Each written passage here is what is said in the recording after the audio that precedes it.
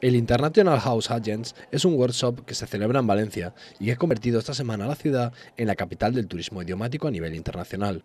Un total de 130 directores de escuelas International House y 60 agentes internacionales de turismo idiomático conocerán de primera mano nuestra ciudad y todo nuestro potencial turístico.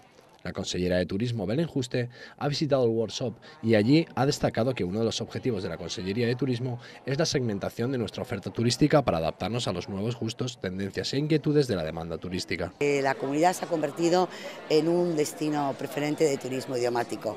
Junto con Andalucía, Cataluña, Castilla y León y Madrid, ocupamos el 90% de la demanda del turismo idiomático.